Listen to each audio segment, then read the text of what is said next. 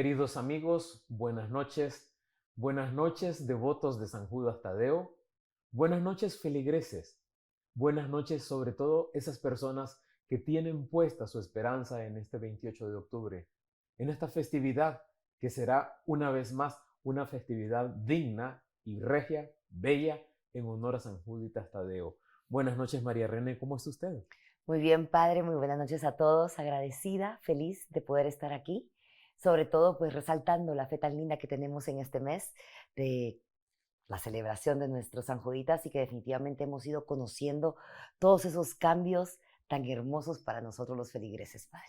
Y sobre todo, a mí no se me olvida también que en este octubre celebramos a la Virgen del Rosario, que es Bien. un mes completo de celebración y que no hay competencia de ninguno de los dos, ni con los feligreses ni con los devotos, porque cada uno es con lo que tiene y a quien se lo debe y a quien se lo agradece. Y en ese sentido es el agradecimiento de tantas personas a San Juditas Tadeo cada miércoles con los ramos de flores y las velas, que esa fue para mí usted no tiene idea, una odisea, porque ¿qué hacía yo con tanta flor cada miércoles al final de la noche? Bueno, todos saben que a mí me encanta la entrevista, me encanta preguntar y yo tengo que preguntárselo, padre, porque creo que quienes hemos ido desde hace muchísimos años vimos una transformación. A mí me encantó lo que dijimos la noche pasada de lo importante que fue para el padre Orlando dignificar la fe, dignificar pues a todos los feligreses también de llegar a un templo donde nosotros podíamos ver una imagen nítida, pero en un ambiente integral, porque de verdad qué lindo fue ese cambio del templo completo, padre. ¿Cómo fue para usted? ¿Cómo empieza un proceso cuando usted quiso realmente hacer lo que hoy por hoy es el Templo de la Merced?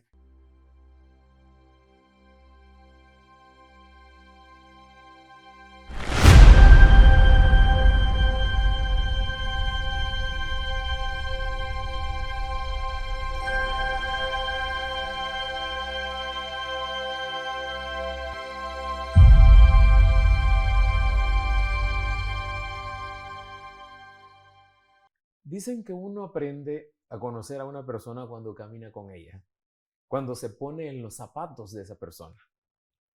Y los primeros meses, los primeros años de convivencia en la Merced fue acompañar, escuchar, confesar, pero sobre todo aprender. Y por eso es que amo tanto a Guatemala y por eso en aquella entrevista es que yo decía que a Guatemala me la llevé en el corazón, porque me fui ganando la confianza, pero sobre todo la certeza de que las personas estaban siendo escuchadas por su pastor. Y esto es sin chaquetearme a mí mismo ni nada, porque soy pastor, soy sacerdote donde quiera que me pongan. Pero si la experiencia con San Judas Tadeo, con Jesús de la Merced, con la Dolorosa, con la Virgen de Guadalupe, había que resaltar tanta belleza que hay en el templo barroco del Templo de la Merced, que estaba ennegrecido por el humo de las velas. Usted recordará que todos los mecheros estaban colocados uno en cada altar. Nos costó también a los feligreses cambiarlo, debo aceptar. No sentíamos lo mismo al principio, pero valió la pena. ¿Cómo empieza el proceso? ¿Cómo empezó? Porque era tanto, era la luz, eran las paredes, eran los mecheros, ¿cómo empezó, padre? ¿Cómo decir, bueno, hoy vamos a ir haciendo una cosa a la vez? ¿Cómo empezó este So, proceso? yo terminaba mis noches a veces a la 1, 2 de la mañana, porque aquí en esta gran cabeza que Dios me dio, habían tantos planes, tanta cosa que hacer, que el tiempo no me ajustaba, 24 horas al día no me ajustaba. Entonces la primera experiencia fue comenzar a dar con esponja por las noches al templo para rescatar la blancura del templo. Pero después de 4 días volvía a estar negro. ¿Por qué? Por las velas que iban. Entonces me di cuenta también que las pinturas, los óleos que están en la Merced, se estaban deteriorando y tenían una pátina ennegrecida por el mismo hollín de las velas, que yo sí respeto mucho la devoción de una persona, porque en una vela está la oración, en una vela está una plegaria, en una vela está la petición de una persona. Entonces yo de la noche a la mañana no podía eliminar eso. Entonces, un poco, como le digo, acompañando al pueblo y concientizando al feligrés de lo que estaba sucediendo y de lo que estaba pasando. Y una de las cosas Primera fue la restauración del altar mayor en su plenitud que estaba comido por la carcoma y poco a poco ir mostrando y dando pruebas a la feligresía de lo que estaba sucediendo. Entonces nos inventamos el trencito ese donde está fuera en el atrio para las velas. Es decir, la conexión es que el santo vea que le tengo su vela y que se la voy a ir a poner y a colocar en el sitio donde está. Así fue. Y viene la pintura. Y ahí es donde recobra el templo todo el esplendor y la belleza que tiene. Por supuesto que hay altares que fueron, ¿cómo le digo? No maquillados, pero sí dándoles su pátina natural, Claro. limpiándolos, y eso es lo que hemos recobrado y esa es la herencia que yo dejé en la Merced. Esta herencia viene acompañada también de la tecnología, padre, y eso es algo que nos gustó mucho. Los domingos, de verdad que para mí tengo un recuerdo muy especial de mis 23 años a los 30 que trataba de ir, pues, y cómo fue poco a poco los televisores para que todos estuviéramos pendientes, cómo fueron poniéndose, cómo la red de circuito cerrado creció, cómo la iluminación, padre, porque la hacías de verdad hasta el atrio lleno, o sea, la iglesia, lamentablemente el templo de la Merced se quedó pequeño para todos nosotros, quisiéramos que fuera un pequeño estadio y creo que al final también lo hubiéramos llenado. También usted se valió de todos los recursos, padre, para poder hacer esto mejor para nosotros. Yo creo que es parte también de la creatividad y del haber visto la necesidad de cómo iba creciendo. Cuando yo llegué a la Merced, habían solamente 50 sillas plásticas que se colocaban en el presbiterio y a medida que fueron creciendo los domingos, llegamos a tener 2.500 sillas plásticas en las dos naves laterales, pero como las columnas son tan inmensas, había que acercar también visualmente, y usted lo sabe que trabaja en medios de comunicación, pues poner pantallas de televisión a través del circuito cerrado para que las personas pudieran Sí. seguir la Eucaristía. Llegó un momento en que yo les decía, voy a tener que poner unos columpios aquí para que las personas puedan venir a misa y puedan caber porque no cabían. La pandemia vino a destruir, por decirlo así, ese acercamiento del penitente, del feligrés hacia su santo. Y por eso es que nacen las misas en línea. Y por eso es que nacen las misas a las 11 de la mañana, porque pensábamos hacerlo a través de nuestras redes en Facebook, pero se abrieron las puertas y ese fue el acercamiento que tuvimos y por eso es que estamos hoy aquí también.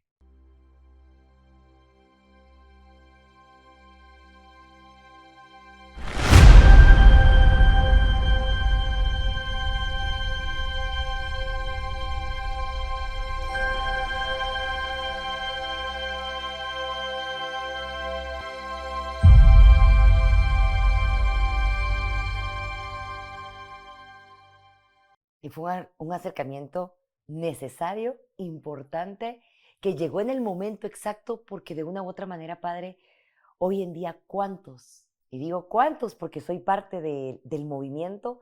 Estamos listos a las 11 menos cuarto los domingos para poder estar cerca de esa misa. Es que en ese tiempo era el momento justo, Justo. era en el momento justo y no había dónde ir.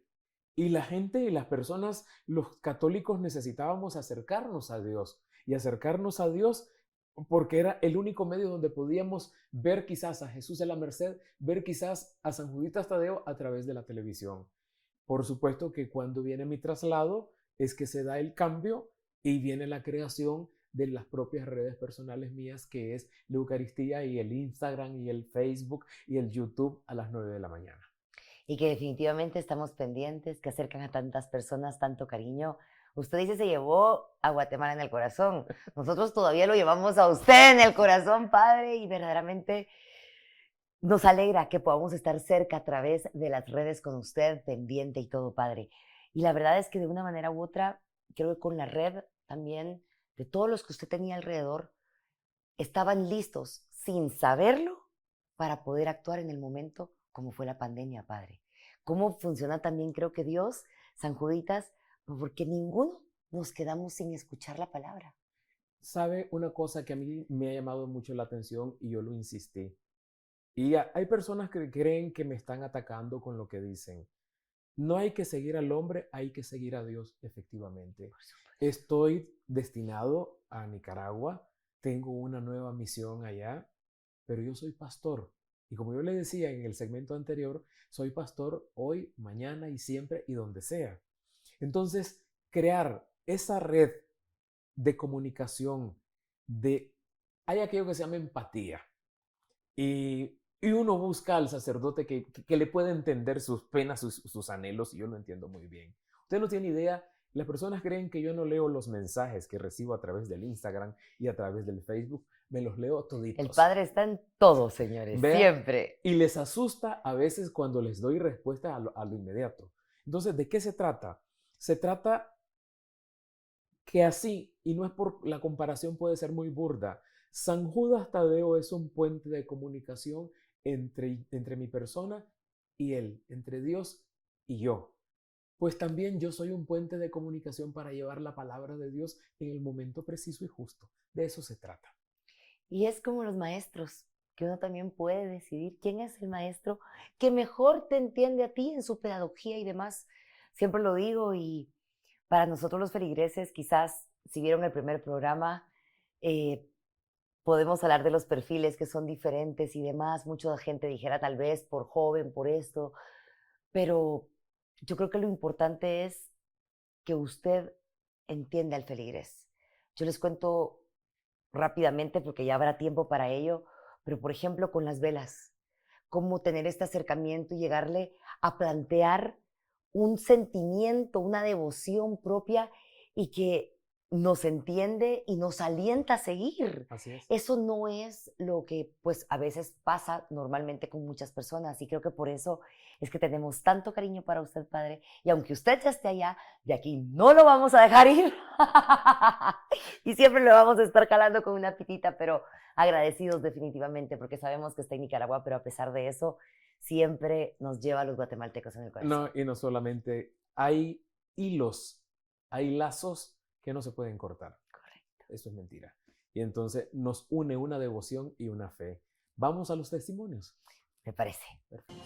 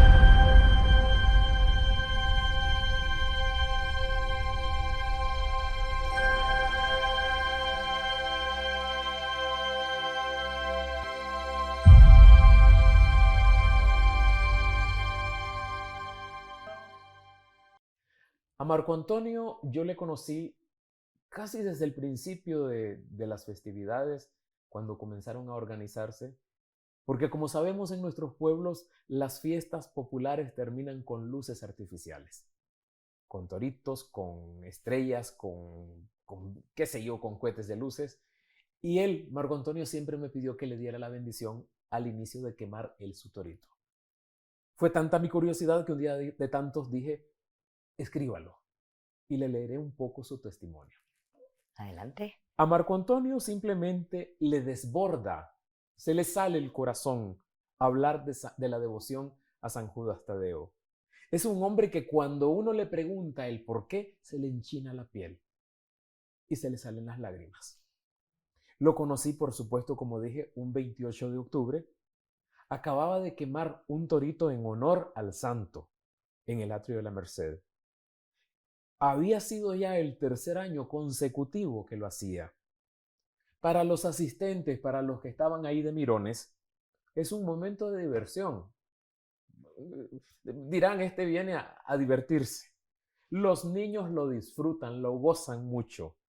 Para Marco Antonio es un momento de mostrarle al santo, a San Juditas Tadeo, de manera tangible su agradecimiento por tanto bien recibido. Él se prepara física y espiritualmente desde meses antes. El torito pesa y es un acto que tiene sus peligros: quemaduras, respirar humo, una caída o lastimar a alguien. La experiencia es útil. Antes de encender la mecha, le reza al santo y el sacerdote lo bendice, que es ahí el momento donde yo conozco a Marco Antonio. ¿Qué le parece? Me encanta. Pero vamos a seguir escuchando más ahora porque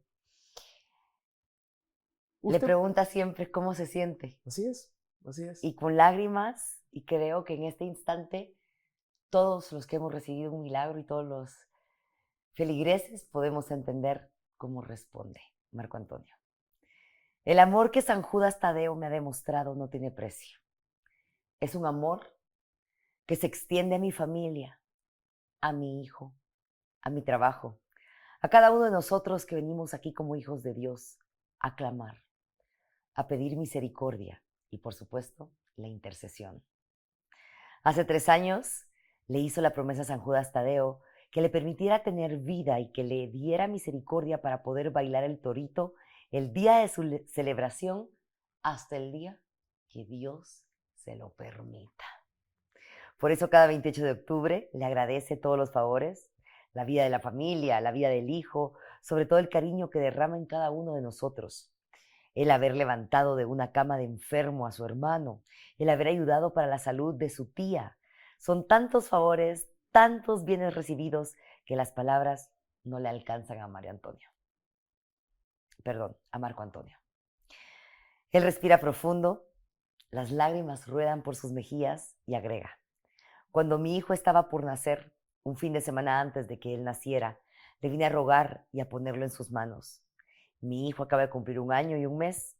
Mi hogar es bendecido a través de la misericordia de Dios y por la intercesión de San Judas.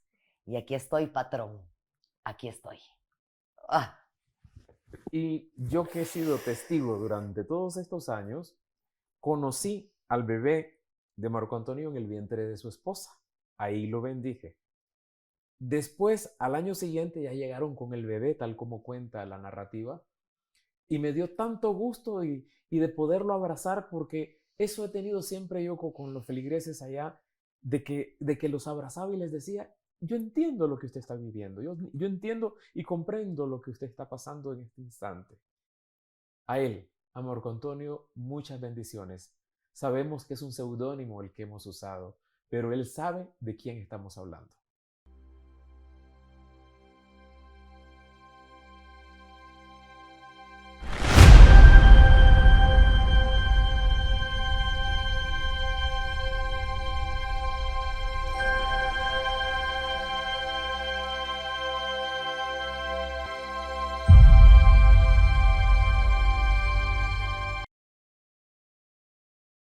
Muy buenas noches, hemos escuchado el testimonio de Marco Antonio. Yo sé que Marco Antonio me ha escuchado y sabe que es un seudónimo el que hemos utilizado para contar su historia. Que Dios le bendiga. Pero padre, antes de esa buena noche, yo quiero saberlo todo. La verdad es que yo me volví una mujer fascinada, yo creo que esa es la palabra, por todo lo que está alrededor de San Judas, de ese templo tan bello. Y quiero que me termine de contar rápidamente, yo sé que también ustedes quieren saber allá en casita, las flores, padre. ¿Qué pasaba con estas flores? Porque usted dijo de verdad que se juntaba con las flores de los miércoles, pero ¿qué pasa con todo ello? Ya. Fue en ese año cuando, por creatividad y por iniciativa, tal vez por inspiración divina, si usted quiere, me nació que cada penitente, cada devoto, cada feligrés se llevara un recuerdito de esa festividad. Y en la festividad, de lo que se recolectaba durante todo el año. Si llega una persona y deja su ofrenda en la alcancía, ¿qué se lleva? La satisfacción de haber ofrecido un ramo de flores o una vela, pues que se lleve algo bendecido por San Judas Tadeo. Entonces comencé con Celeste González, Claudia Lima, tantas mujeres buenas del Plan Pastoral Social de la Merced que me ayudaron al proceso de secamiento de los pétalos de flores de rosas de San Judas Tadeo, y es lo que conocemos en los sobrecitos de celofán que dicen pétalos bendecidos o benditos de San Judas Tadeo, que puedo testimoniar que en algún lugar, no recuerdo en qué momento, leí un testimonio de una persona donde decía que a través de un té que había tomado con los pétalos de flores de San Judas Tadeo había recibido una curación. Por ahí va la historia, ¿eh?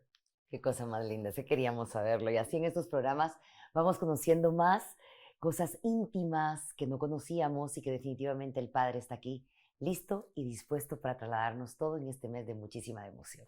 Gracias, Padre. Gracias y buenas noches a todos.